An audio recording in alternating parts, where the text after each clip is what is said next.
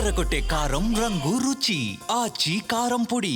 దేశమంతా సంచలనం సృష్టించిన నకిలీ మద్యం స్కామ్ లో ప్రతిరోజు వెలుగు చూస్తున్న వాస్తవాలు మద్యపాన ప్రియుల వెన్నులో వణుకు పుట్టిస్తున్నాయి. ఈ కేసులో ప్రధాన నిందితుడు అద్దేపల్లి జనార్దన్ రావు డంప్ వద్ద స్వాధీనం చేసుకున్న సరుకంతా ముంబాటికి నకిలీదేననే విషయం ప్రయోగశాలలో తేలింది. ఎలాంటి నాణ్యతా ప్రమాణాలు పాటించకుండా హానికర రసాయనాలతో నకిలీ మద్యం తయారు చేశారని నివేదిక స్పష్టం చేసింది. ఎన్టీఆర్ జిల్లా ఇబ్రహీంపట్నంలో టీడీపీ నేత జనార్దన్ రావు ఏర్పాటు చేసిన నకిలీ మద్యం తయారీ గోదాం నుంచి స్వాధీనం చేసుకున్న మద్యం సరకంతా నకిలీదేనని ల్యాబొరేటరీ నిపుణులు తేల్చారు.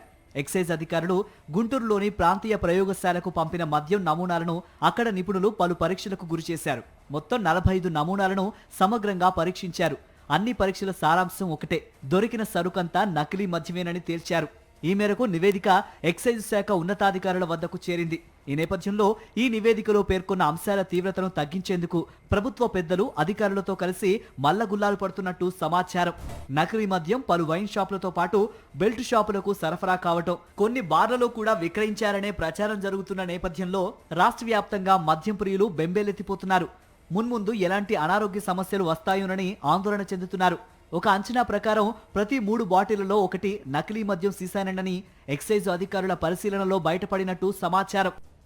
అధికార టీడీపీ నేతల కనుసన్నల్లోనే లిక్కర్ మాఫియా నడుస్తోందని మాజీ మంత్రి వైఎస్ఆర్సీపీ నేత సాకి శైలజానాథ్ విమర్శించారు. నకిలీ మద్యం కారణంగా ప్రజల ఆరోగ్యం నాశనమవుతూ ఉంటే టీడీపీ నేతలు పైనుంచి కింది దాకా తమ జేబులు నింపుకుంటున్నారని ధ్వజమెత్తారు. జోగి రమేష్ పేరు ఇరికించే ప్రయత్నం చేశారు. చంద్రబాబు నాయుడు గారు, జోగి రమేష్ గారు ఒక 3 మాటలు 3 ఆప్షన్లు మీకు ఇచ్చారు. మీ దగ్గర ధైర్యం ఉంటే దాన్ని స్వీకరించండి. ఒకటి, పాపం దైవభక్తుడు జోగి రమేష్ దేవుని దగ్గర ప్రమాణం చేద్దామని అడిగాడు. కాదు, సత్యశోధన నిలబడతాను నేను, లై డిటెక్టర్ నిలబడతాను నేను, మీరు వస్తారా అడిగాడు. ఇది కూడా కాదు, సిబిఐకి ఇమ్మని చెప్పారు. సిబిఐకి ఇస్తే అన్నీ వస్తాయి కదా అని చెప్పారు.